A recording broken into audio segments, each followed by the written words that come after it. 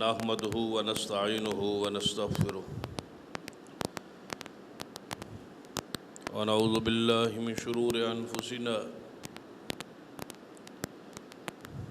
ومن سيئات أعمالنا من يهد الله فلا مضل له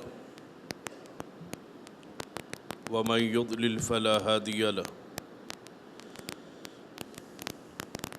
أشهد أن لا إله إلا الله وحده لا شريك له وأشهد أن محمدًا عبده ورسوله أما بعد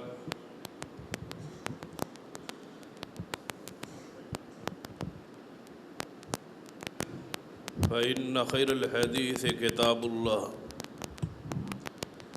وخير الهدي هدي محمد صلى الله عليه وآله وسلم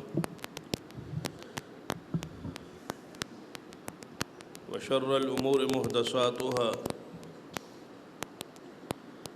وكل محدثة بدعة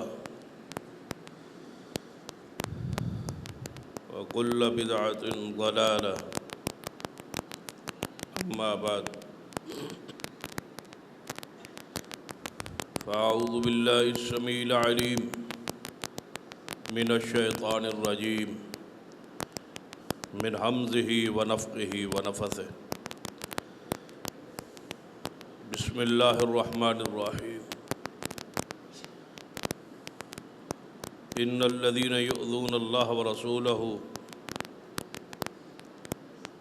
لعنهم الله في الدنيا والآخرة وأعد لهم عذابا مهينا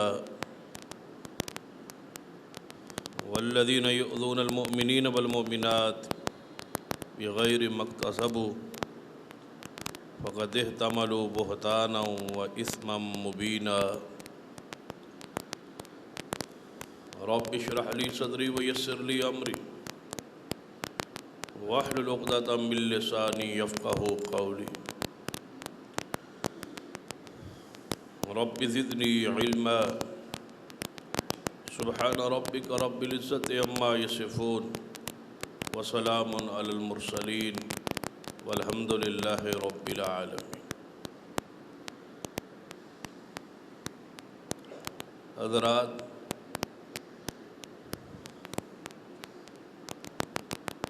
جیسا کہ آپ علم میں ہے کہ کل ہم انشاءاللہ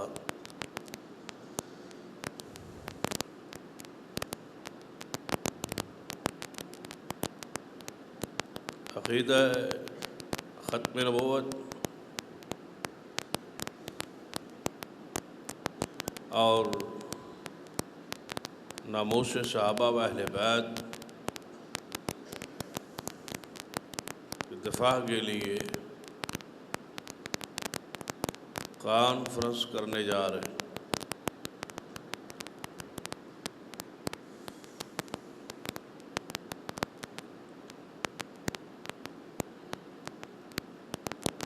تقریباً 3 ماہ سے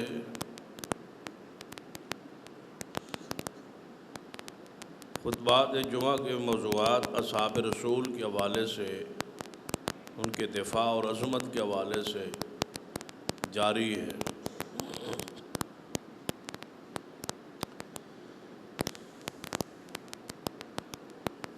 جس کا اختتام جو ہے وہ اس کانفرنس پہ ہو رہا ہے، اور آج اسی موضوع کو سمیٹتے ہوئے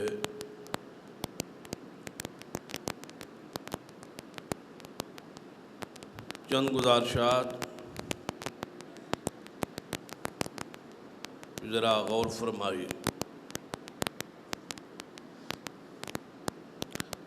عظمت اصحاب رسول اتنا شاندار موضوع ہے کہ جس پر جتنا بیان ہو اتنا ہی کم۔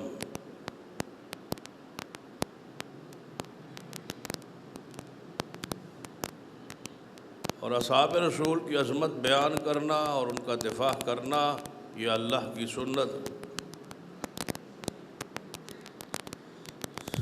اتنا اہم موضوع تو ہے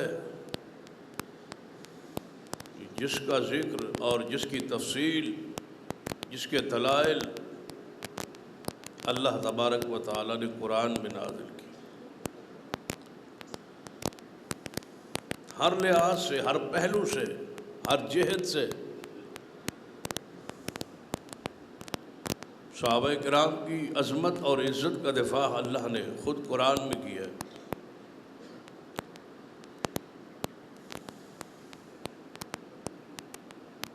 سب سے پہلے انداز یہ رہا کہ اللہ تعالیٰ نے صحابہ کی عظمت اور دفاع کے لیے پہلے قرآن پاک میں ان کے فضائل، مناقب بیان کی، ان کے اوصاف بیان ہوئے، عظمت بیان ہوئی، شان بیان ہوئی، مقام بیان ہو۔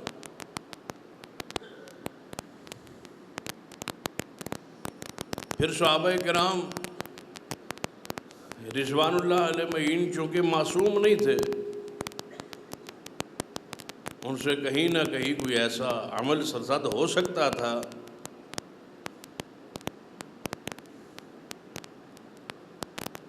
جسے ہم غلطی کہتے ہیں، گناہ کہتے ہیں۔ تو اللہ تعالیٰ نے ان کی عظمت کا دفاع کرتے ہوئے قرآن پاک میں ان ساری غلطیوں کی معافی اور مغفرت کا اعلان کیا اور ان کے دفاع کی۔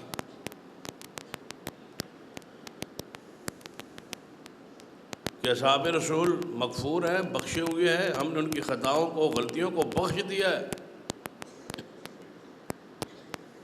لہذا ان کی خطائیں اور غلطیوں کو اچھالنا نہیں ہے، بیان نہیں کرنا، بخش دیا گیا ہے، معاف کر دیا گیا۔ اور تیسرا انداز یہ تھا کہ اپنے حبیب جناب محمد رسول اللہ صلی اللہ علیہ وسلم کو اس بات کا پابند بنایا کہ اے محبوب استغفر لہم، کہ ان صحابہ کے لیے مجھ سے آپ بھی مغفرت کی دعا کریں، سفارش کریں، آپ ان کے سفارشی بن جائے، ان کے لیے دعائیں کریں۔ اور چوتھا انداز یہ تھا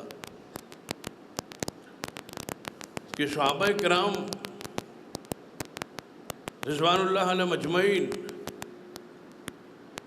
کی شان اور عزت اور عظمت اگر کہیں حرف آنے لگا ہے یا ان کے مقام اور حیثیت کو کسی نے گرانے کی کوشش کی ہے تو اللہ تعالیٰ نے قرآن میں تنبیہ فرمائی ہے کہ یہ لوگ بہت اعلیٰ ہے، آپ ان کے بارے میں ایسی ایسی بات نہ کریں۔ اور پھر صحابہ کے دفاع کا پانچواں انداز یہ تھا کہ اللہ تبارک و تعالیٰ نے دنیا کو بتلا دیا کہ تم جو چاہو کرو، صحابہ کرام مجھ سے راضی ہے اور میں خود اللہ ان سے راضی ہوں، اپنی رضا کا اعلان فرمایا تاکہ ابہام ہی نہ رہے، اشکال ہی نہ رہے کہ جب رب راضی ہے تو ہمیں کیا اعتراض۔ جب رب ان سے خوش ہے، رب ان سے راضی، اور قرآن میں خبر دے دی کہ رضی اللہ عنہم ورضوا عنہ، اور حتیٰ کہ ان کے نام کا حصہ بنا دیا۔ یہ خبر صحابہ کے نام کا حصہ ہے کہ رضی اللہ عنہم ورضوا عنہ۔ عام طور پہ ہم اس کا معنی یہ سمجھتے ہیں نا کہ اللہ ان سے راضی ہو، یہ معنی نہیں ہے، یعنی یہ دعائیہ فکرہ اور جملہ نہیں ہے بلکہ خبریہ ہے، جس میں اللہ خبر دے رہا ہے کہ رضی اللہ عنہم ورضوا عنہ، کہ جن کا ذکر ہو رہا ہے صحابہ کرام، ان سے میں اللہ راضی ہوں اور وہ مجھ سے راضی۔ چھٹا انداز صحابہ کی عزت اور عظمت کے دفاع کا، کیونکہ میں چاہتا ہوں کہ آج اس موضوع کو کلوز کرتے ہوئے ذرا اجمالی نظر ان تمام خطبات پر پڑ جائے جو ہم نے 3 ماہ میں بیان کی۔ چھٹا انداز یہ رہا کہ ان لوگوں کی نشاندہی کی اللہ نے جو صحابہ کے منکرین تھے، جو صحابہ کے گستاخ تھے، جو صحابہ کو برا جانتے تھے، جو صحابہ کرام کے بارے میں دل میں اپنا بغض اور ناز رکھتے تھے، اللہ تعالیٰ نے ان کی نشاندہی کی ہے کہ یہ لوگ کتنے برے ہیں اور یہ کتنے ملعون لوگ ہیں جنہوں نے میرے پیغمبر کی جماعت کو برا کہا اور پھر ان کا رد کیا ہے، ان پر لعنت برسائی ہے اور پورے اہل ایمان کو حکم دیا ہے بذریعہ مصطفیٰ علیہ الصلوۃ والسلام کہ ایسے لوگوں کو دیکھو تو ان پر لعنت کی، اللہ کی رحمت سے دوری کی خبر دے دو۔ اللہ نے ان پر لعنت کر دی ہے جو پیغمبر رحمت جناب محمد رسول اللہ صلی اللہ علیہ وسلم کے اصحاب کو، آپ کی جماعت کو برا کہتے۔ امام ابن کثیر رحمہ اللہ نے فرمایا کہ رافضی جو ہے یہ منقوص القلوب ہے، ان کے دل الٹے ہیں کہ جو لوگ ممدوح ہیں، جو لوگ قابل تعریف ہیں، جن لوگوں کی فضائل بیان کرنے تھے یہ انہیں برا کہتے ہیں، اور جن لوگوں کی مذمت کرنی تھی ان لوگوں کو یہ اچھا کہتے ہیں۔ قابل تعریف لوگوں کی مذمت اور قابل مذمت لوگوں کی تعریف، یہ ان کا مذہب ہے، یہ ان کا عقیدہ ہے۔ تو صحابہ کرام کا دفاع اللہ کی سنت، جس عمل میں ہم جا رہے، جس پہ ہماری کوشش ہے، جس پر ہماری محنت ہے، جس پر ہماری کانفرنس ہے، جس پہ ہمارا پروگرام ہے، جس پر ہمارا خرچ ہے، یہ اللہ کی سنت ہے کہ صحابہ کرام کی عظمت اور دفاع کا کیا جائے، اور اس کے بغیر ہمارا ایمان اور اسلام اور دین مکمل نہیں ہو۔ یہ اللہ کی سنت۔ اسی واسطے اللہ تبارک و تعالیٰ نے 600 سے زائد آیات صحابہ کرام کی شان پہ نازل کی تاکہ دنیا کو پتہ چلے کہ صحابہ کا کتنا بلند مقام۔ صرف ان واقعات پر ذرا اجمالی نظر توڑائی جو قرآن میں بیان ہو، ان واقعات، ان احادیث کو ذرا سامنے اپنی نظروں میں رکھی۔ آئیے صحابہ کرام رضوان اللہ علیہ مجمعین، شروع میں ہی قرآن پاک کے آغاز میں ہی اللہ تعالیٰ نے ان کے دفاع کو شروع کر دیا اور فرمایا فَإِنْ آمَنُوا بِمِثْلِ مَا آمَنْتُمْ بِهِ فَقَدْ اهْتَدَوْا۔ صحابہ کے دفاع کے لیے سب سے پہلی اور بنیادی آیت ہی یہ ہے کہ میں قیامت تک اس بندے کا ایمان قبول کروں گا جس بندے کا ایمان صحابہ جیسا ہو۔ ذرا بتاؤ، جو معیار بن رہے، جو کسوٹی بن رہے، جو میزان ٹھہر رہے، جو نمونہ ٹھہر رہے، جن کے ساتھ میرا اور آپ کا ایمان ملایا جائے گا، ان جیسا ہوگا تو قبول ہے، اگر ان جیسا نہیں ہے تو قبول نہیں ہے۔ کیسے ہو سکتا ہے کہ ان کے اندر ہی یہ خصلت اور یہ مقام اور یہ ایمان موجود نہ ہو؟ مثلاً آپ کسی بھی دکاندار سے 1 کلو کوئی چیز خریدتے ہیں تو ترازو میں تکڑی میں کیا کرے گا؟ دوسری طرف 1 کلو کا وزن رکھے گا۔ اگر اس طرف 1 کلو کا وزن نہ ہو، کم ہو، تو ساری زندگی بھی وہ لگا رہے تو اس کے برابر وہ تول نہیں سکتا۔ 1 کلو ایک طرف چیز تولنی ہے، دوسری طرف 1 کلو کا پتھر موجود نہیں ہے تو اس کے ساتھ 1 کلو تول نہیں سکتا، ممکنات بھی نہیں، کیونکہ 1 کلو کا جو وزن ہے، جو پتھر ہے، وہ معیار ہے 1 کلو کو تولنے کا۔ صحابہ کا ایمان معیار ہے پوری کائنات کے ایمان کو تولنے کا۔ اگر وہ ہی صحیح نہیں ہے تو بتلاؤ اس کے ساتھ تولے گا کون؟ اس کا معنی ہے کہ ایمان پھر ہے ہی نہیں۔ یہ قرآن، دین، حدیث، رسالت، یہ سب کچھ نعوذ باللہ کچھ بھی نہیں ہے۔ کن کی گواہی پر آپ محمد رسول اللہ کو مانتے ہیں؟ صحابہ تو مسلمان ہی نہیں ہے نعوذ باللہ۔ پھر آپ کو ابو جہل نے کہا ہے کہ محمد اللہ کا رسول ہے، آپ کو عتبہ شیبہ نے بتلایا ہے، کافروں نے بتلایا ہے کہ محمد مصطفیٰ اللہ کے رسول ہے۔ جب آپ تابعین اور رسول اللہ کے درمیان ایک گیپ کر رہے، صحابہ کو جماعت سے، ایمان سے، عقیدے سے، گروہ سے، جماعت سے نکال رہے، ایک طرف رسول اللہ ہے، ایک طرف تابعین ہے، یا تابعین کے بعد تبع تابعین ہے، یا ان کے بعد آج تک، آج سے قیامت تک ساری امت ہے، اور ادھر رسول اللہ ہے، درمیان میں پل اور کردار اور ان کو ملانے والے رسول اللہ سے کون ہے؟ اگر ایک صدی درمیان سے ہٹ گئی، صحابہ ہٹ گئے، بتاؤ یہ امت رسول اللہ تک کیسے پہنچی؟ کس پل کو گرا رہے؟ کن ہستیوں کے پیچھے یہ لوگ پڑے؟ کن کے ایمان پر یہ باس ہو رہی ہے؟ قربان جائے، دنیا جو اپنے آپ میں ایماندار کہلاتی ہے، وہ اس جماعت کے ایمان پر مناظرہ مباحثہ کر رہی ہے جن کی وجہ سے ساری دنیا کو ایمان نصیب ہوا۔ اور صحابہ کرام، درمیان صحابہ ہٹ جائیں تو کیا رہ جاتا ہے؟ اسلام، دین، شریعت۔ یہ قرآن کے گواہ تو صحابہ ہیں، قرآن نہ رہا، ہر حدیث کے راوی تو صحابہ ہیں، صحابہ نہ رہے تو حدیث ختم ہے۔ یہ آسان لفظوں میں کہا کرتا ہوں، جو کلمہ پڑھ کے آپ مسلمان ہوتے ہیں، ذرا وہ کلمہ آپ سنائیں۔ کون سا کلمہ دنیا پڑھتی ہے؟ اشہد ان لا الہ الا اللہ واشہد ان محمد رسول اللہ، یا یہ کلمہ پڑھتی ہے لا الہ الا اللہ محمد رسول اللہ۔ یہ سارے جو کلمہ ہم پڑھ کے مسلمان ہوتے ہیں، یہ کہاں لکھا ہے؟ یہ کہاں لکھا ہے یہ کلمہ طیبہ؟ حدیث میں۔ اور حدیث کس کی ہے؟ رسول اللہ کی۔ اور رسول اللہ سے یہ کلمہ سن کے ہم تک کس نے پہنچایا؟ صحابی رسول نے۔ درمیان سے صحابی نکالو اور کلمہ پڑھ کے دکھاؤ، کلمہ کیسے پہنچتا ہے؟ یہی تو صحابہ ہے۔ میری اور آپ کی کیا حیثیت ہے؟ نبی علیہ السلام کے دور میں، آپ کی موجودگی میں اصحاب رسول سے ایسی ایسی باتیں ہوئی جس سے رسول اللہ کو تکلیف پہنچی، لیکن اللہ نے رسول اللہ کو روک دیا کہ میرے اپنی جماعت کو، اپنے صحابہ کو برا نہیں کر،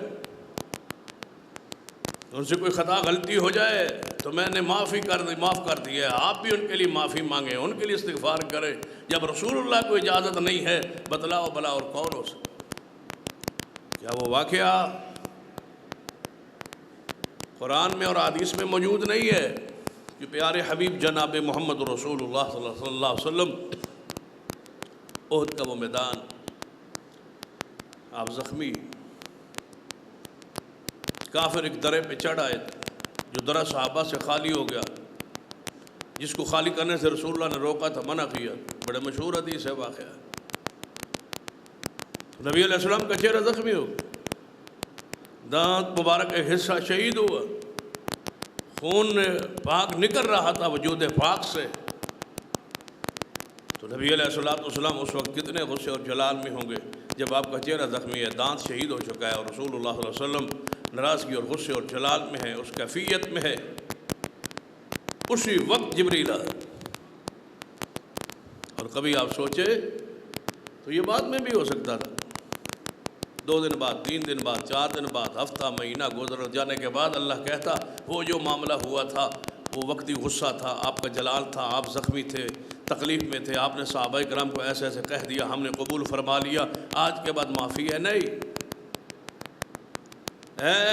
اسی حالت کیفیت میں میدان احد میں آیت نازل ہوئی کہ میرے محبوب آپ کے صحابہ کو ہم نے معاف کر دیا۔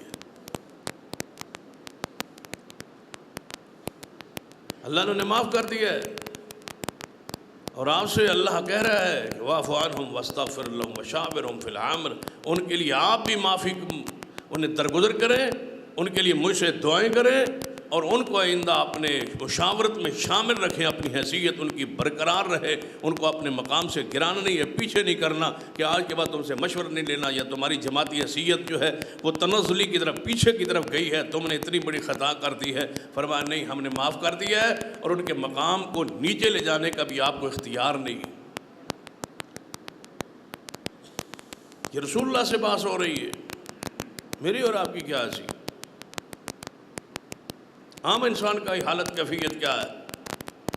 اور وہ واقعہ بھی ذرا اپنے ذہن میں رکھے تاکہ صحابہ کے دفاع کا موضوع آپ کے ذہن میں اس کی اہمیت، حساسیت، دشمنان اسلام، دشمنان رسول، دشمنان اصحاب رسول کی یہ خواہش اور چاہت ہے کہ اسلام ختم ہو، اور اسلام کے ختم کرنے کا انہوں نے یہ طریقہ اختیار کیا ہے کہ محمد کے صحابہ کے ایمان پر باس اتنی ہو، اتنی جرح ہو کہ دنیا پکار اٹھے کہ یہ جب صحابہ ٹھیک نہیں ہے تو ان کا دین بھی ٹھیک نہیں۔ ذرا آپ اندازہ کریں، اگر آپ سے کوئی کہے کہ آپ کا نبی محمد صلی اللہ علیہ وسلم افضل الانبیاء ہے، سارے نبیوں سے افضل ہیں، پیارے ہیں، محبوب ہیں، ان کو دنیا سے گئے ہوئے 1450 سال، 14 صدیاں ہو گئی، ان سے لے کر آج تک تمہارے مذہب اور تمہارے عقیدے اور تمہارے اسلام میں کوئی ایسے گروہ، کوئی ایسی جماعت مثالی ہو تو پیش کرو۔ تو کوئی ہے ایسا شخص جو 1400 سالوں میں سے ایک گروہ جماعت پیش کرے کہ یہ ہے ہمارے نبی کی جماعت، یہ ہے مسلمانوں کا ایک گروہ جو ایک مثالی ہے، 1400 سالوں میں آیا ہے؟ بتاؤ کس کا ذکر کرو گے اگر مصطفیٰ کے صحابہ نکل جائیں؟ کنتم خیر امہ، یہ کس کو کہا گیا تھا؟ یہ کسے کہا گیا تھا؟ جب رسول اللہ نے شاید آپ پہ نازل ہوئی اور آپ نے پڑھی، اور سامنے کون تھے؟ صحابہ، اور رسول اللہ کیا پڑھ رہے تھے؟ قرآن کی آیت، کنتم خیر امہ، تم بہترین امت ہو۔ اگر وہ صحابہ نہیں تھے تو پھر اور کون تھا؟ بھلا یہ کیسے ہو سکتا ہے کہ قرآن میں جو آیت نازل ہو، تعریف میں، مومنین اور مسلمین کی تعریف میں قرآن میں جو آیت نازل ہو، اس سے مراد وہ تو نہ ہوں جن کی موجودگی میں قرآن آ رہا ہے، اور وہ اس میں شامل اور داخل ہوں جو اس وقت پیدا ہی نہیں ہوئے تھے۔ عقل سے سوچے کہ قرآن کہتا ہے تم بہترین امت ہو، رسول اللہ پہ آیت نازل ہوئی، رسول اللہ نے پڑھی، تو رسول اللہ کو فرمانا چاہیے تھا نا، یہ تمہارے بعد کوئی کنتم خیر امہ ہے، تم تو نہیں ہو، تم بہترین نہیں ہو، تمہارے بعد فلاں فلاں صدی میں میری امت کا ایک گروہ بہترین آئے گا، تم تو نہیں ہو، تم تو مرتد ہو گئے، تم تو پھر جاؤ گے، تم تو منافق ہو، نعوذ باللہ، تمہارے اندر تو اسلام ایمان ہے ہی نہیں، تم تو ظاہری مسلمان ہو کہ میرے سامنے بیٹھے ہو، کنتم خیر امہ تم نہیں ہو۔ جبکہ رسول اللہ اسی آیت کی تشریح میں حدیث ہے خیر الناس کرنی، فرمایا بہترین زمانہ میرا ہے، ثم الذین یلونہم ثم الذین یلونہم، پھر میرے صحابہ کے بعد اور پھر ان کے بعد۔ حضور فرماتے ہیں کنتم خیر امہ کی تفصیل میں کہ میرے صحابہ، میرا زمانہ بہترین، اور اس کے بعد والا جو زمانہ میرے جانے کے بعد صرف صحابہ کا زمانہ ہے، میرے زمانے کے بعد وہ بہترین زمانہ ہے۔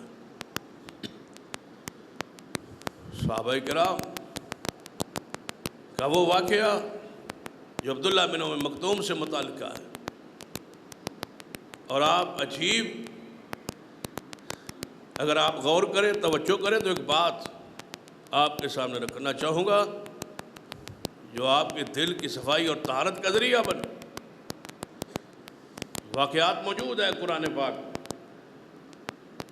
کہ غزوہ احد میں صحابہ نیچے آ گئے جن کی وجہ سے شکست ہوئی۔ واقعہ موجود ہے حدیث میں کہ کسی کے سے شراب پی گئی، کوئی شراب پی بیٹھا، یہ واقعات بھی موجود ہے، کسی زنا ہوا اور حد زنا جاری ہوئی، کسی چوری ہوئی اس کا ہاتھ کٹا، یہ سارے واقعات حدیث میں موجود ہیں، اور یہ سارے جن سے واقعات رونما ہوئے وہ صحابہ کرام ہیں۔ لیکن ذرا سوچ لے کہ جن صحابہ پر جرح ہو رہی ہے، باس ہو رہی ہے، جن صحابہ کے ایمان کا انکار کیا رہا ہے، جو مشکوک کہہ رہے ہیں کہ ان کا ایمان ٹھیک نہیں ہے، ان سارے صحابہ میں سے کوئی صحابی ایسا نہیں ہے جس سے یہ گناہ سرزد ہو۔ سیدنا ابوبکر، عمر، عثمان، ان پر کبھی حد زنا جاری ہوئی؟ نعوذ باللہ۔ کبھی ان پر شراب کی حد جاری ہوئی؟ نہیں۔ کبھی ان پر حد قذف لگی، کبھی ان پر کوئی تعزیر لگی، کبھی اپنے گناہ یا کسی عمل کی وجہ سے رسول اللہ کے سامنے پیش ہوئے۔ ان کی نعوذ باللہ حضور کی زبان پاک سے کبھی مذمت ہوئی، کبھی اہل بیت نے رسول اللہ کو شکایت کی، کبھی سیدہ فاطمہ الزہرا کی کوئی درخواست آئی ہے نبی پاک کے پاس ابو بکر عمر عثمان کے خلاف، کبھی سیدنا علی کو شکایت لے کے آئے ہیں رسول اللہ کے 23 سالوں میں کہ ابو بکر نے یہ کیا ہے، عمر عثمان نے یہ کیا ہے، کہ حضرت عباس نے، حضرت جعفر نے، آل عقیل نے، رسول اللہ کے خاندان میں سے، ہاشمیوں میں سے کسی ایک نے حضور کے سامنے آگے 23 سالوں میں کوئی شکایت ان صحابہ کی ہو تو ایک حوالہ لائیے جو 23 سال پیغمبر کی موجودگی میں جن کے خلاف ایک شکایت بھی آل رسول کو نہیں ہے۔ مجھے بتلاؤ 1400 سال بعد ساری شکایات کے انبار تم ان صحابہ کے خلاف کیوں لگا رہے ہو؟ کوئی شکایت ایک بتلائیے تو صحیح نا۔ سیدنا ابو بکر اور عمر، سیدنا علی کا جھگڑا ہوا، سیدنا عمر عثمان، سیدنا عمر اور عباس کا جھگڑا ہوا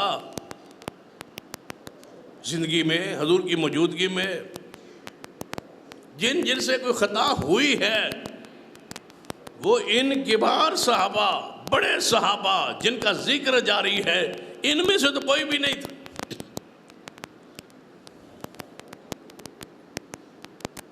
اگر کہیں حضرت مصطح سے خطا ہوئی، سیدنا حاتم سے خطا ہوئی، ولید بن عقبہ رضی اللہ تعالیٰ عنہ سے باتیں آپ روایات میں ملتی ہیں،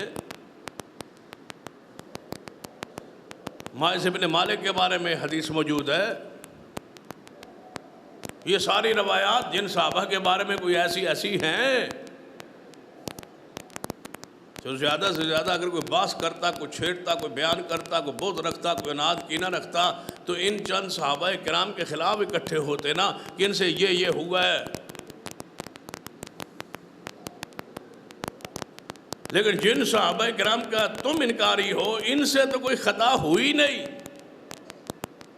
یہ تو کبائر سے محفوظ ہیں اور مغفور ہیں، بخشے ہو۔ وہ نبینا صحابی کا واقعہ ذرا ذہن میں رکھیں کہ صحابہ کا موضوع اور دفاع کا معاملہ کتنا حساس ہے۔ ہم کیوں لڑ رہے ہیں، کیوں جھگڑ رہے ہیں، کیوں اپنے آپ کو حساس بنا رہے ہیں، کیوں رد کر رہے ہیں؟ شوق نہیں ہوتا، ذوق نہیں ہوتا، یہ ایمان کا مسئلہ ہوتا ہے، رب سے معاہدے کا مسئلہ ہوتا ہے، یہ کلمے سے وفا کا معاملہ ہوتا ہے۔ آپ کا کاروبار ہو اور اس کاروبار میں کوئی بندہ مداخلت کرے تو آپ برداشت نہیں کرتے، آپ صبر نہیں کریں گے، آپ کہیں گے نہیں میرا معاملہ ہے، میری غیرت کا معاملہ ہے، میرے مال کا معاملہ ہے۔ اللہ کے بندو، یہ ایمان کا مسئلہ ہے۔ جو اس مقام اور سیٹ پہ منصب پہ ہوتا ہے وہ جانتا ہے کتنا مقام اس کی حساسیت۔ کسی بندے کو شوق ہوتا ہے کہ اپنے آپ کو دکھوں میں، مصائب میں، تکالیف میں پائے اور اپنے آپ کو حساس کرے، اپنے گھر کو، اپنی اولادوں کو حساس کرتا پھرے۔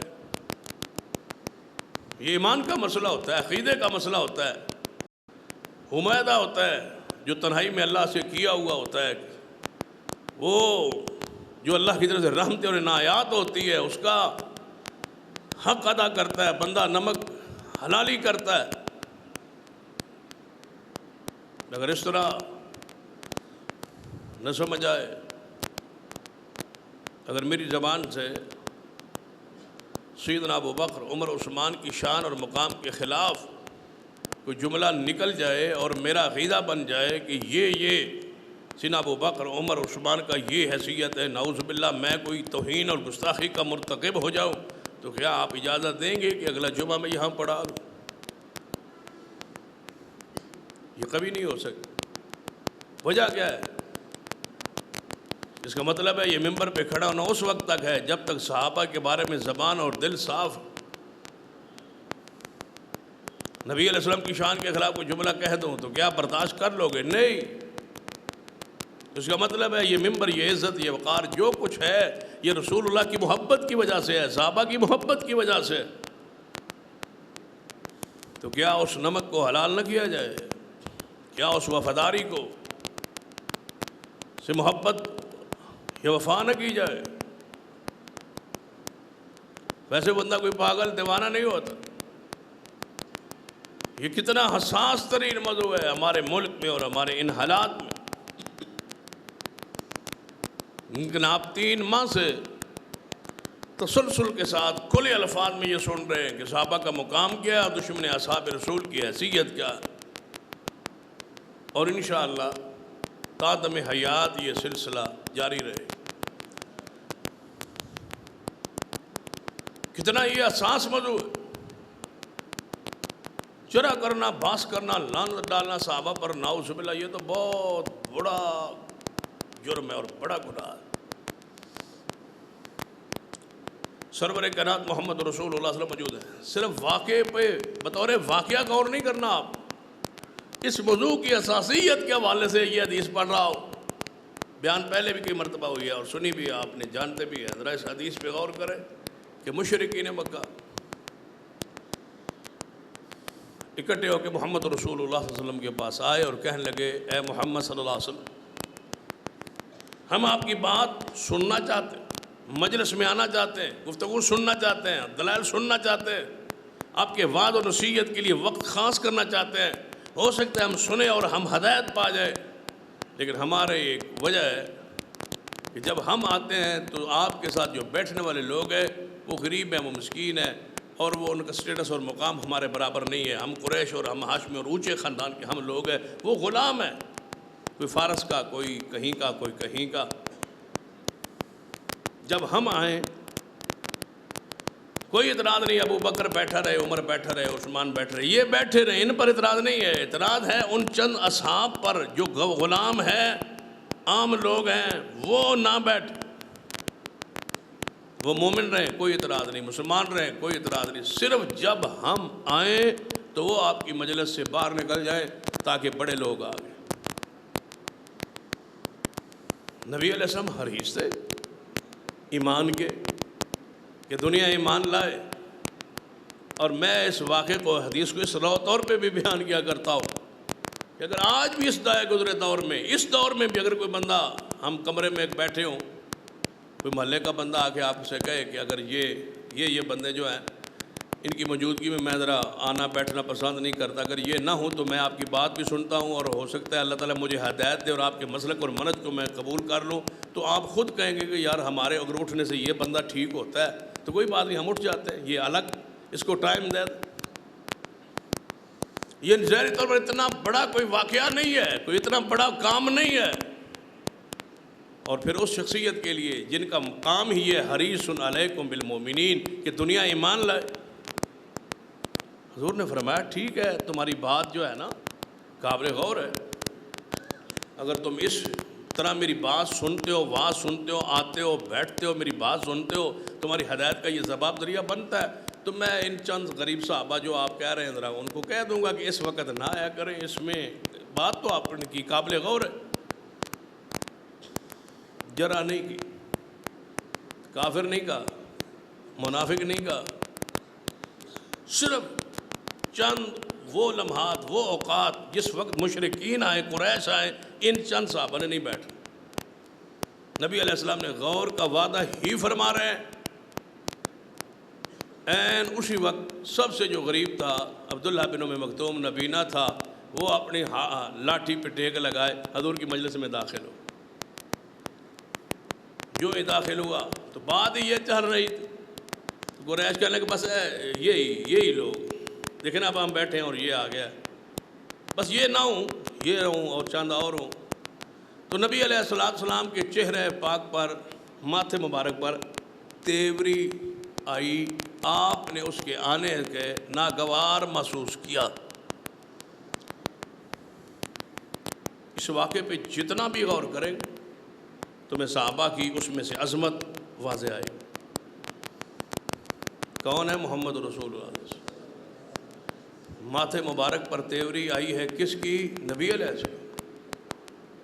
ناراض کون ہو گیا؟ رسول اللہ. ناگوار کس نے محسوس کیا؟ رسول اللہ. کس سے؟ صحابی سے. کون سا صحابی؟ عبداللہ بن ام مکتوم، نبینہ صحابی.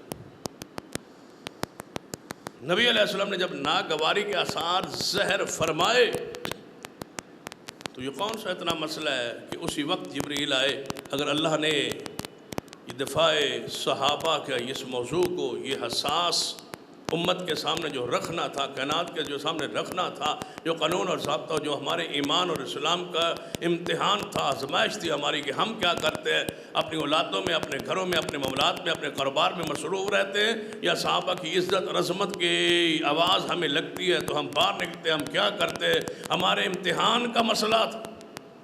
اسی وقت، اسی وقت رسول اللہ موجود ہے، فوری جبریل آئے،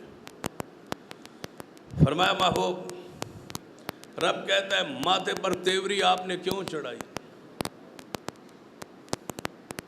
جب صحابی کو آپ نے دیکھا تو آپ کے ماتھے مبارک پر تیوری کیوں چڑھی؟ ناگوار آپ نے محسوس کیوں کیا؟ کس کو روک رہا ہے؟ محمد مصطفیٰ کو۔ اور ہماری اور تمہاری اور دنیا کے لوگوں کی حیثیت کیا ہے؟ ان کے بارے تو ایسا آتا ہے بندہ ان کو جو کچھ کہہ سکے اور کر سکے وہ کر گزرے۔ عام آدمی اور ابو بکر، عمر، عثمان پر باس، یہ تو کافر بھی جرأت نہیں کرتے تھے۔ وہ کہتے ہیں کہ یہ بیٹھے رہیں بڑے بڑے، یہ نہ رہیں جو عام ہیں، جو عام صحابہ ہیں، جو غریب صحابہ ہیں، جو پردیسی صحابہ ہیں، جو مالدار نہیں ہے، غلامی سے آئے ہیں، ان کو نہ بیٹھنے دیں۔ رب نے ان پر جرا کو برداشت نہیں کیا، رسول اللہ کو روک دیا اور تنبیہ کر دی ہے، اور ہم برداشت کریں ابو بکر، عمر، عثمان پر اور امی عائشہ پر۔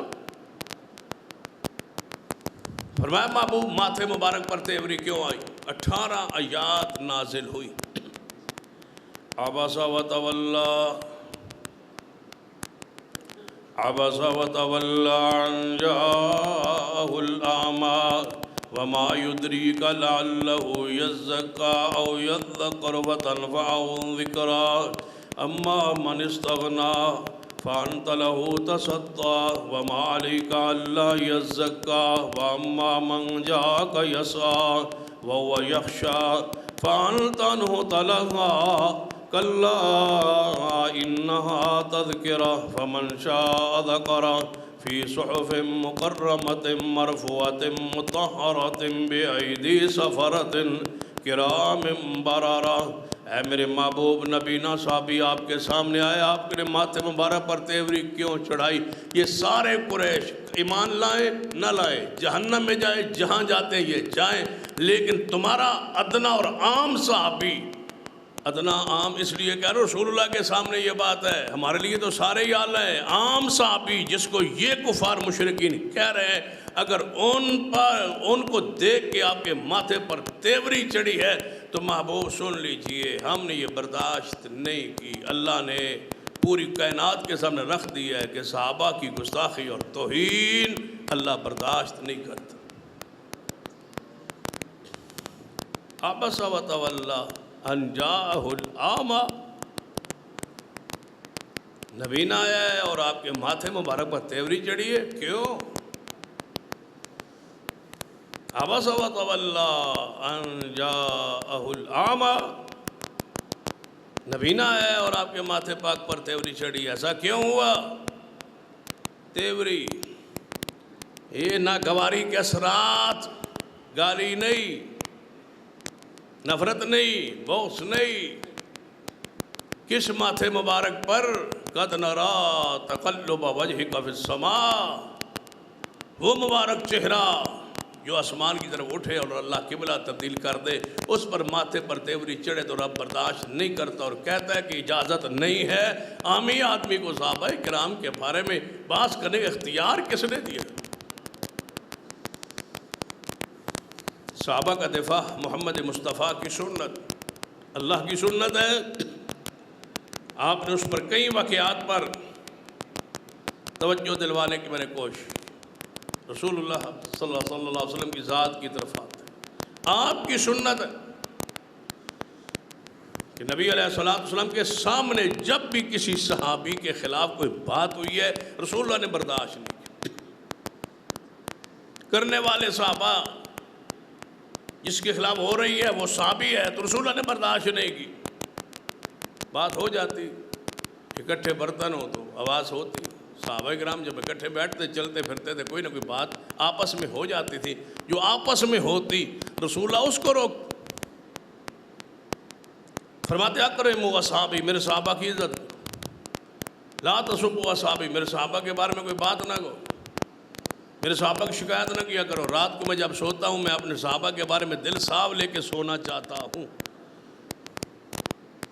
کتنا وہ برا مذہب ہے جو ساری رات صحابہ پر تبرہ لے کے سوتا ہے اور تبرہ لے کے اٹھتا ہے۔ فرماتے ہیں میں اپنے دل کو صاف رکھنا چاہتا ہوں میرے صحابہ کی، میرے سامنے شکایات نہ لیا کرو، نہ لے آیا کرو۔ کئی مرتبہ ایسا ہو، عورت ہے، اسے بدکاری ہوئی ہے، گناہ ہوا ہے، رجم کی سزا اس پر جاری، پتھر لگ رہے،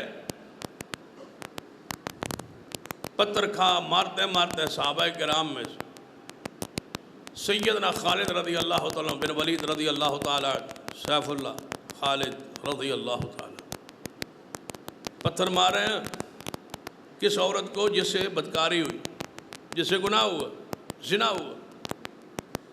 اس عورت کے خون کا ایک چھٹا سینہ خالد کے کپڑوں پہ آ گیا۔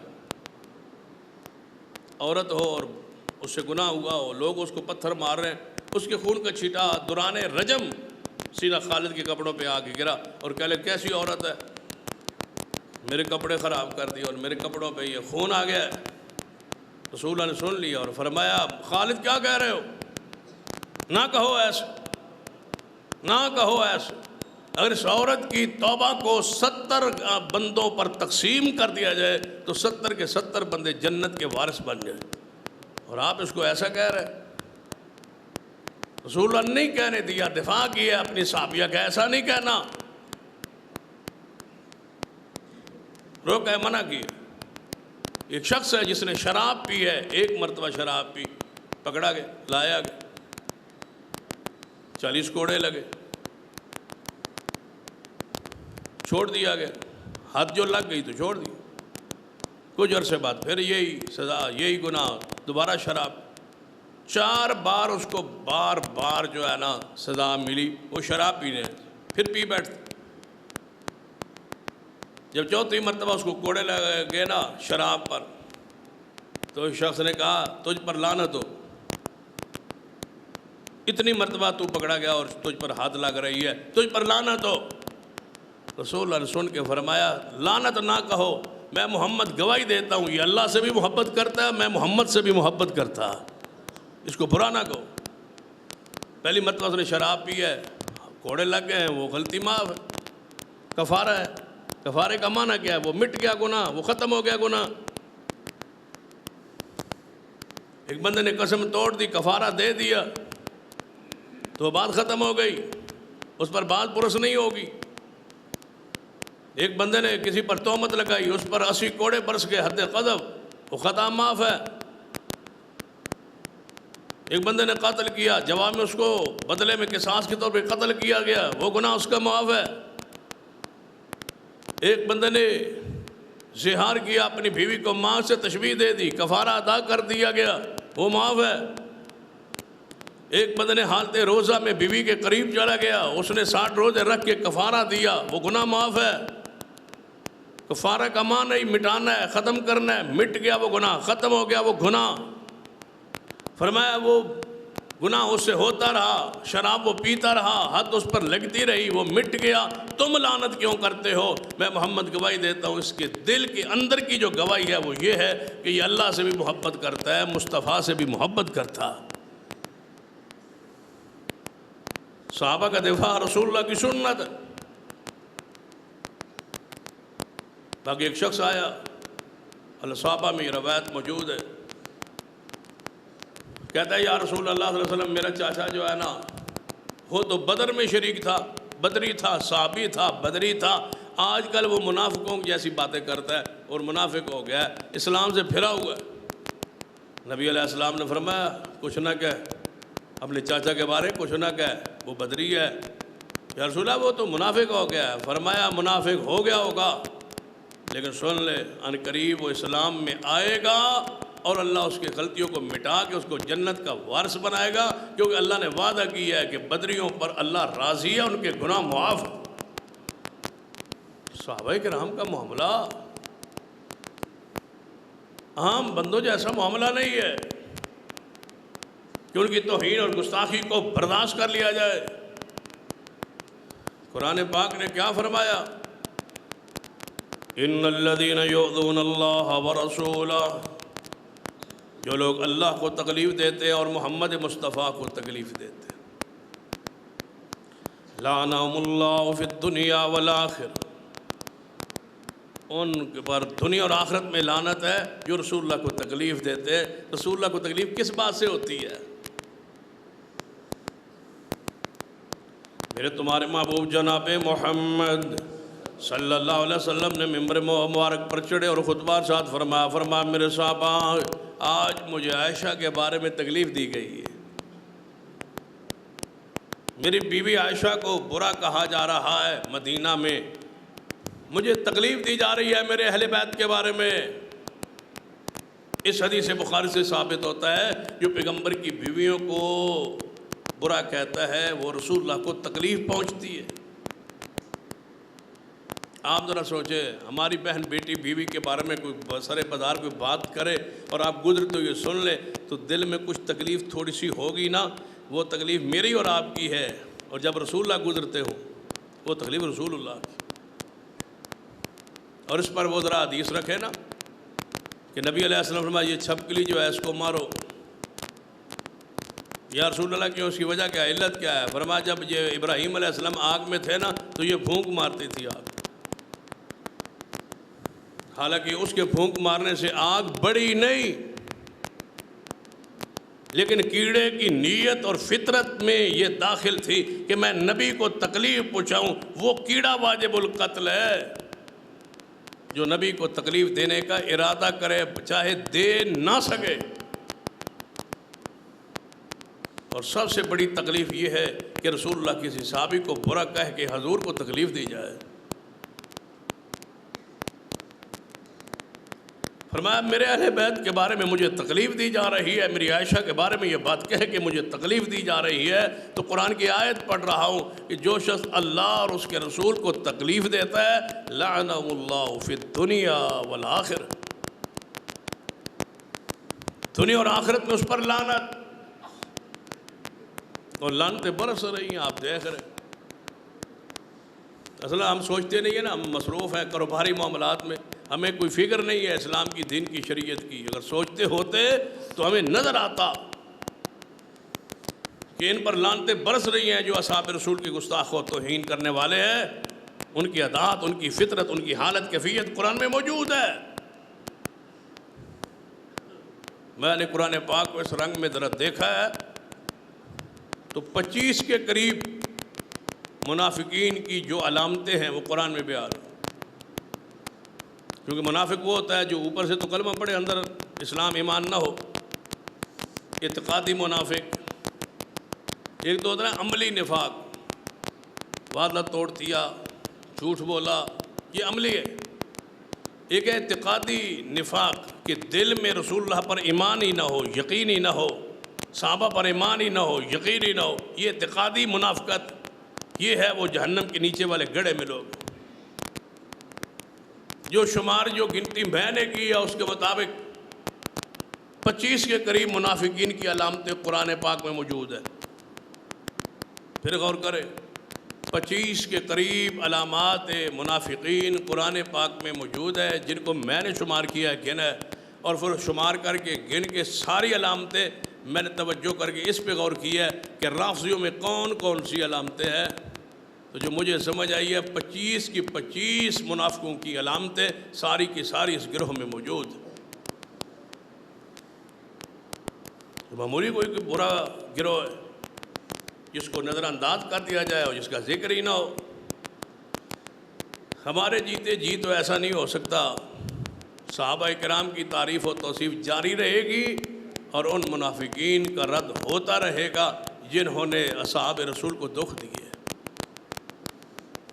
یہ گروہ آج کا نہیں ہے، یہ عبداللہ بن سبا سے شروع ہے، یہ ابو جہل سے شروع ہے، عتبہ شیبہ سے شروع ہے۔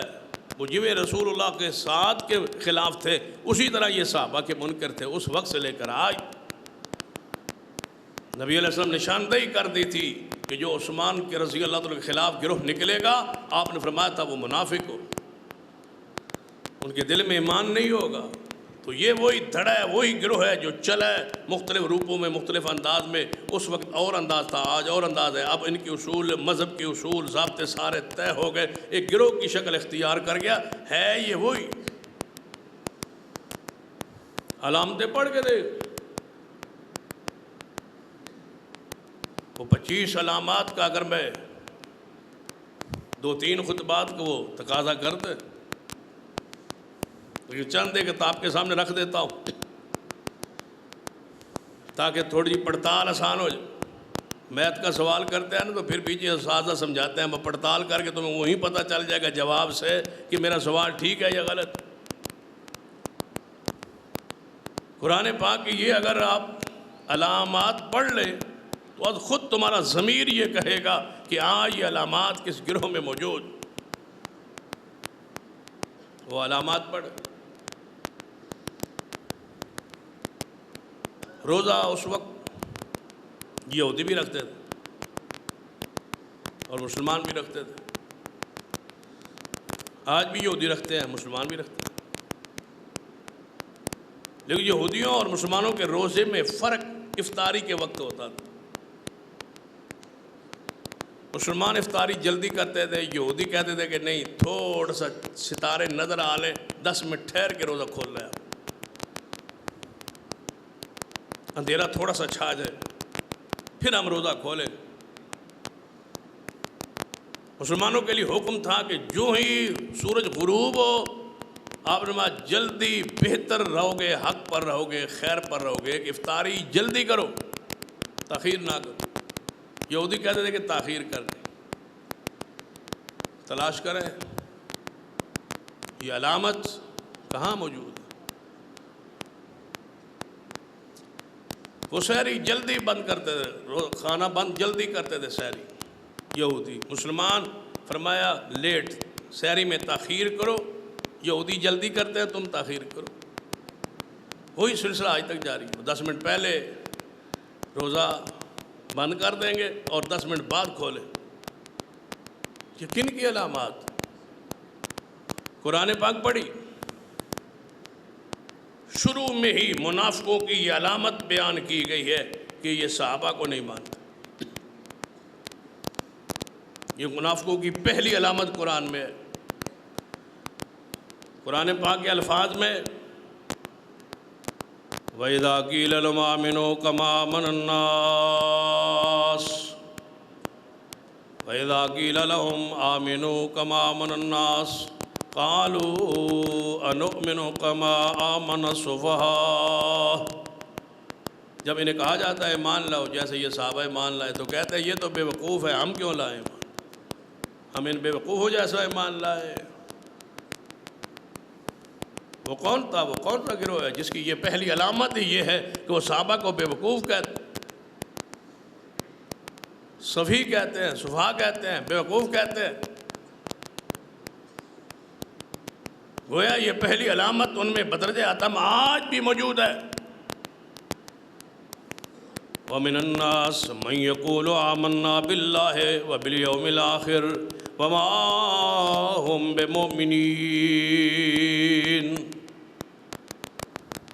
لوگ ہیں جو کہتے ہیں کہ ہم ایمان لائے، ہم مومن ہیں۔ اب منافقوں کا نفاق چھپنے کا طریقہ کیا تھا؟ وہ کہتے تھے ہم کیا ہیں؟ مومن ہیں۔ مسلمان نہیں کہتے تھے اپنے آپ، ہم مومن ہیں۔ منافقوں کی دوسری علامت ہی یہ ہے قرآن میں کہ یہ اپنے آپ کو مومن کہلائیں گے، مسلمان نہیں کہلائیں گے۔ یہ مومن اور مسلمان کی تفریق، یہ لفظی تفریق، ظاہری تفریق انہوں نے کی ہے، حالانکہ قرآن پاک میں مومن اور مسلم ایک ہی شخص کو کہا گیا ہے۔ لیکن یہ تفریق، یہ کہتے ہیں کہ آپ مسلمان ہیں اور ہم کیا ہیں؟ مومن ہیں۔ آج تک آپ نے کسی امام برگاہ سے یہ اعلان سنا ہو کہ تمام مسلمین کسی مجلس میں یا کسی پروگرام میں تشریف لائے؟ نہیں، یہ کیا کہتے ہیں؟ مومنین۔ مسلمین ان کے ہاں کافروں کو کہا جاتا ہے، یہ منافقوں کو کہا جاتا ہے۔ میں ایک نکتے کی طرف آپ کو توجہ مبذول کرانا چاہوں گا۔ جب یہ آپ کے پاس بیٹھتے ہیں، آپ ان کے پاس بیٹھتے ہیں، یہ کیا کہتے ہیں؟ یہ سارے مسلمان ہیں جی، ہم تو آپ کو بھی اچھا سمجھتے ہیں، مسلمان سمجھتے ہیں۔ ذرا آپ سوچیں، جو اپنی محفل و مجلس میں بیٹھ کے صدیق کو مسلمان نہیں سمجھتا، وہ مجھے کہے کہ میں تجھے مسلمان سمجھتا ہوں، میں کیسے مان لوں؟ صدیق کو تو مسلمان مانتا نہیں اور مجھے مسلمان مانتا ہے۔ ایک بندہ میرے باپ کو گالیاں دیتا ہے، مجھ سے محبت کرتا ہے۔ ایک بندہ صدیق عمر عثمان کی خلافت کا انکار کرتا ہے اور 3 مرتبہ اذان میں کہتا ہے وہ خلیفۃ بلا فضل، علی خلیفہ بلا فضل ہے، ابو بکر عمر عثمان نہیں ہے، وہ مجھے کہے کہ میں آپ سے محبت کرتا ہوں، یہ کیسے ہو سکتا ہے؟ کیسے ہیں سادہ ہم کہ ہم مان رہے ہیں کہ نہیں جی وہ محبت کرتے ہیں؟ بالکل ہی اچھے۔ قرآن پاک نے کہا کہ ان کی زہری چپلوسی اور خیرخائی اور اخلاق والی میٹھی باتوں پہ نہ آئے، منافقوں کی یہ علامت ہے، قرآن میں بیان ہوئی ہے۔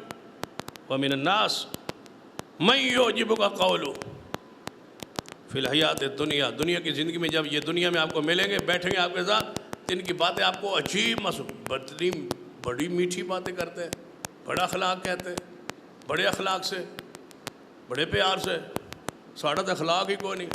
وہابی تو انجی گستاخ جا ہوندے ہیں، خشک جا ہوندے ہیں، اخلاق تو ان میں دیکھا ہے، وہ بڑے اخلاق والے ہوتے ہیں، بڑا اخلاق ہے۔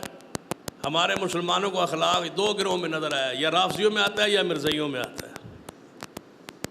قرآن نے بیان کیا منافقوں کی علامت کہ ان کی باتیں تمہیں دنیا میں بڑی تعجب پراثر میٹھی باتیں نظر آئیں گی۔ وَيُشْهِدُ اللَّهَ عَلَى مَا فِي قَلْبِهِ، اور جو دل میں ان کو ہوگا اس پر اللہ پر کو گواہ بنائیں گے۔ اللہ کی قسم ہم مانتے ہیں، اللہ کی قسم ہم صحابہ کو مانتے ہیں۔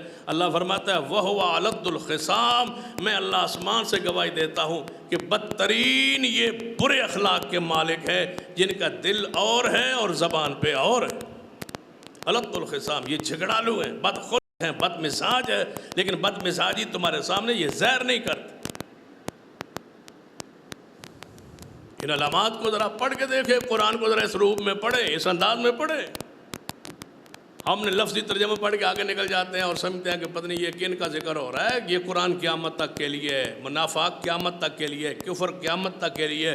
دنیا میں کافر بھی رہیں گے، منافق بھی رہیں گے، مسلمان بھی رہیں گے، ان کی عادات اطوار، ان کے ساری علامات رسول اللہ نے قرآن نے بیان کر دی ہے۔ آپ نے پرکھنا، آپ نے قرآن پاک نے نشانی بیان کی ہے، اگر آپ اس نشانی پہ غور کریں تو آپ کو حیرانگی ہوگی اور تلاش میں بڑی آسانی ہوگی۔ اللہ فرماتا ہے جو منافق ہوتا ہے نا، دل کا نفاق، جس کی دل کے اندر بغض اناد ہوتا ہے پاک باز لوگوں کا، اللہ فرماتا ہے میں ان کو سزا کے طور پر ایک چیز دیتا ہوں، وہ دیکھ لینا، وہ پرکھ لینا وہ کن میں ہے۔ فرمایا فَلْيَضْحَكُوا قَلِيلًا وَلْيَبْكُوا كَثِيرًا، وہ روئیں گے زیادہ، روتے زیادہ ہوں گے اور ہنسیں گے بہت کم، زیادہ روتے ہوں گے۔ شک رہ گیا کون سے گروہ ہے؟ قرآن کے الفاظ ہیں، روئیں گے زیادہ۔ یہ قرآن میں یہ خبر بیان ہوئی ہے۔ محدثین نے یہ معنی کیا ہے خبر کا، مفسرین نے معنی خبر کا کیا ہے۔ اللہ خبر دے رہا ہے کہ یہ منافق ہوں گے قیامت کے قریب، ان کی علامت یہ ہوگی کہ وہ ہنستے کم ہوں گے، روتے زیادہ ہوں گے، ان کی مجلس میں رونا عام ہو۔ قرآن کو ذرا اس انداز میں پڑھیے اور سمجھیے۔ صحابہ اکرام کا دفاع اللہ کی سنت ہے، محمد مصطفیٰ کی سنت ہے، صحابہ اکرام کی سنت ہے، اہل ایمان اہل اسلام محدثین اکرام کی سنت ہے، علماء امت کی یہ سنت ہے۔ محدثین نے سپیشل صحابہ کی عزت عظمت پر، دفاع پر کتابیں لکھ کے بتلایا ہے کہ ان کے دفاع پہ جینا، ان کے دفاع پہ مرنا عبادت ہے۔ آج سب سے زیادہ نازک اور حساس وقت ہے صحابہ کرام کے حوالے سے۔ اگر ہم سوئے رہے، خاموش رہے تو ہماری آنے والی نسلیں ہمیں محفوظ اپنے ایمان کو نہیں سمجھے گی اور ہمیں برا کہے۔ اگر شیخ الاسلام مولانا صلی اللہ امرتسری، اگر مولانا محمد حسین بٹالوی، سید نذیر حسین محدث دہلوی، جب یہ مرزا قادیانی نکلا تھا، اس نے الٹے دعوے شروع کیے تھے پہلے تو مسلمان تھا، کلمہ پڑھتا تھا، مسلمان تھا، عالم تھا، مناظر تھا، بعد میں مرتد ہوا، پھرا اسلام سے اور نبی ہونے کا دعویٰ کر بیٹھا۔ یہ قادیان میں تھا اور اس کے قریب بٹالہ تھا، 40 کلومیٹر کے قریب درمیان میں سفر ہے۔ یہ قصبہ قادیان میں تھا، مولوی محمد حسین بٹالوی بٹالہ میں تھا۔ تو انہوں نے ان کے علاقے کا جو کہ تھا، ان سے پہلے مجادلے مناظر اس کے ہوتے تھے، مسلکن حنفی اور دیوبندی تھا، بڑا عالم تھا، مناظر تھا۔ مرتد تو بعد میں ہوا، کفر میں تو بعد میں چلا گیا، کسی گروہ کا قصور نہیں ہوتا۔ مثلا ایک بندہ آ جائے حدیث و قال اسلام سے پھر جائے تو مسلک حدیث کا تو کوئی قصور نہیں، وہ مرتد ہو گیا، کفر میں چلا گیا، نبی ہونے کا اس نے دعویٰ کر دیا۔ تو مولوی محمد حسین بٹالوی رحمۃ اللہ علیہ نے یہ سمجھا کہ یہ بہت بڑا فتنہ ہے، اس کے خلاف اس کے عقائد کو لکھا، ایک فتویٰ ترتیب دے کے 200 کے قریب علماء کرام کو اس دور میں گھروں میں جا کے ٹرینوں پر پیدل سفر کر کے 200 علماء سے مل کے دستخط کروائے کہ مرزا قادیانی مسلمان نہیں، یہ کافر ہو چکا ہے، مرتد ہو چکا ہے۔ علماء دیوبند نے بھی دستخط کر دی، علماء بریلوی نے بھی دستخط کر دیے، متفق ہو گئے۔ اگر یہ علماء اس وقت یہ کام نہ کرتے اور وہ فتنہ آج تک مسلمانوں کے اندر گھسا رہتا تو آج ہماری اولادوں کی کثیر تعداد مرزائی مذہب پر ہوتی۔ علماء آگاہ کر گئے، فتنوں سے آگاہ کر گئے، یہ فتنہ ہے، یہ دجال ہے، یہ قذاب ہے، اس نے نبی ہونے کا دعویٰ کیا ہے، اس کے یہ عقائد نظریات ہے، اس پر فتویٰ جاری ہو کہ آج ہر مسلمان ان کے نام کو سننا بھی، مرزائیوں کے نام کو سننا بھی برداشت نہیں کرتا۔ آج پھر ایک دفعہ ہماری آزمائش کہ صحابہ کرام کے خلاف فتنہ عروج پر، سیدنا امیر معاویہ پر بحث کرنا انتہائی آسان ہو گیا ہے۔ مسلمانوں کے روپ میں، اہل سنت کے روپ میں کئی رافضی ایسے ہیں، اور یہ قرآن کی منافقین کی علامت میں سے ایک علامت ہے کہ یہ دوسروں سے کام لے کے تمہاری صفوں میں یہ بندے گھسائیں گے۔ منافق ایسے ہی کرتے تھے، ابن سبا کو اس لیے اندر بھیجا تھا اور داخل کیا تھا، منافقت شروع اس رنگ میں ہوئی۔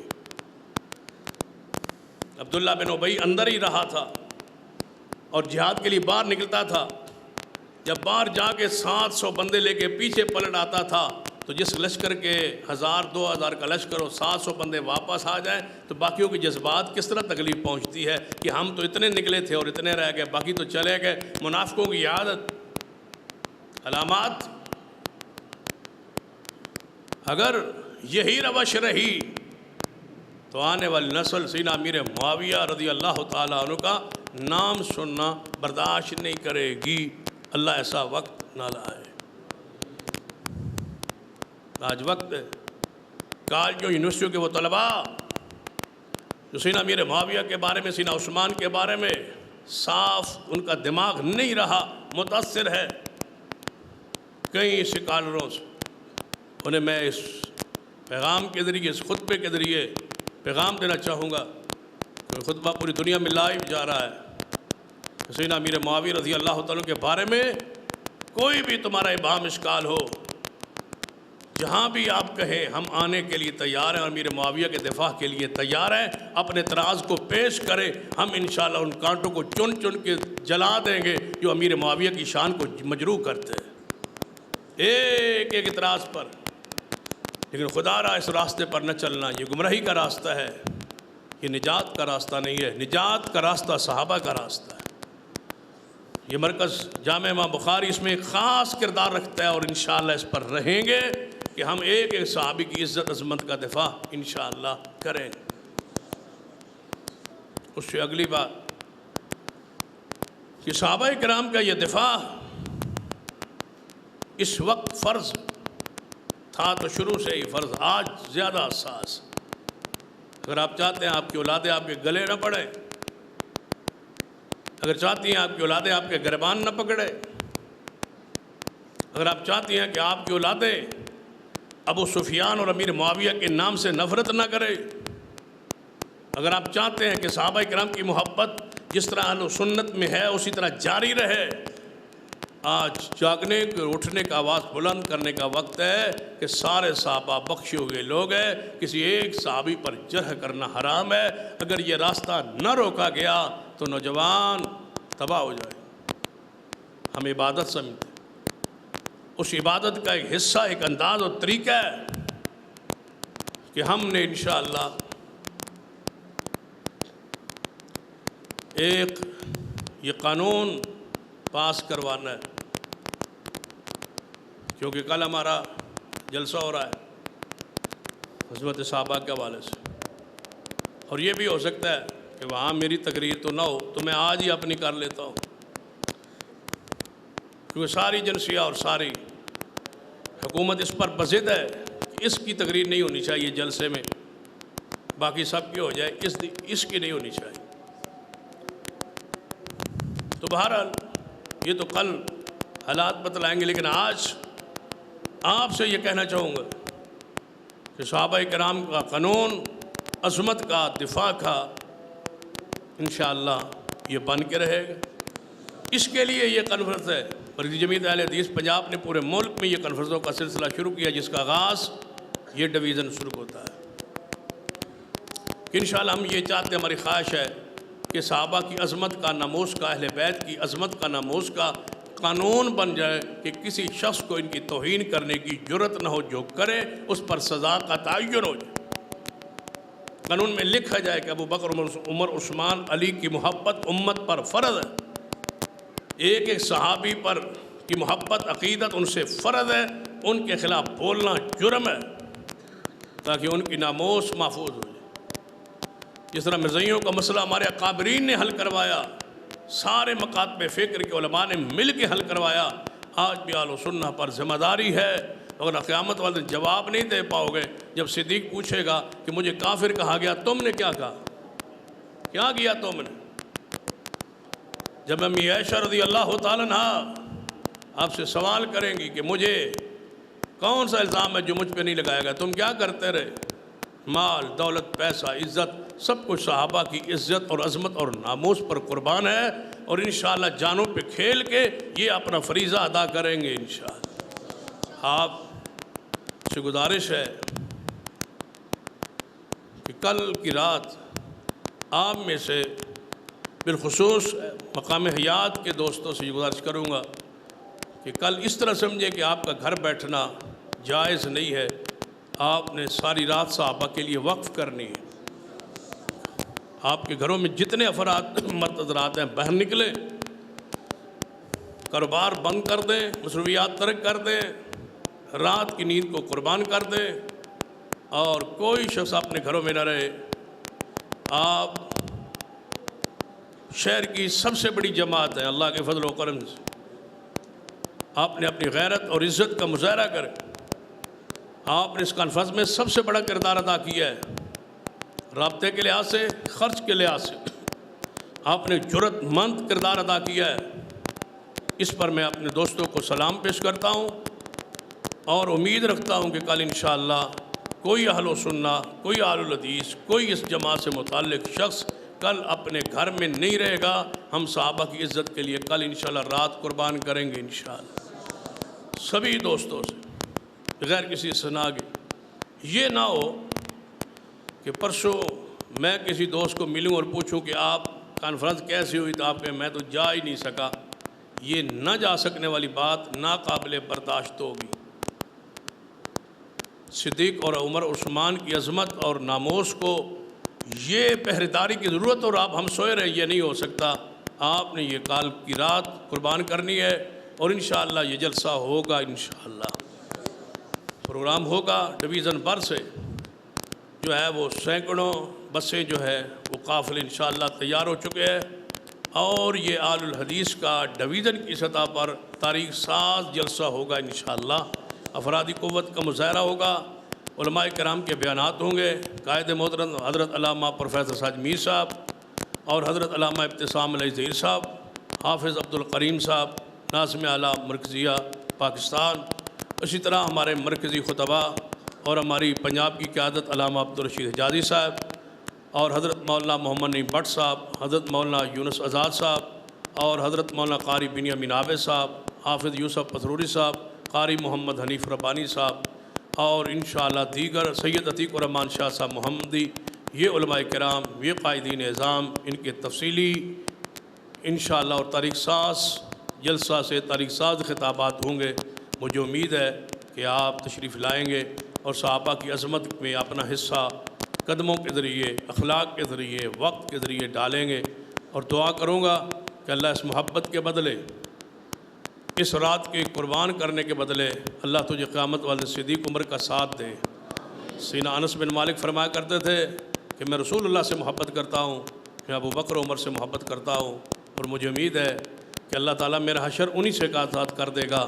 تو میں آپ کو گواہ بنا کے یہ کہتا ہوں کہ یا اللہ، ہم تیرے نبی سے، ابو بکر عمر عثمان و علی سے محبت کرتے ہیں، اللہ ہمارا حشر انہی سے فرما دے، اللہ ہمارا ساتھ ان سے قیامت والے دن ہمارا ساتھ، ہمیں ان کا ساتھ نصیب فرما دے۔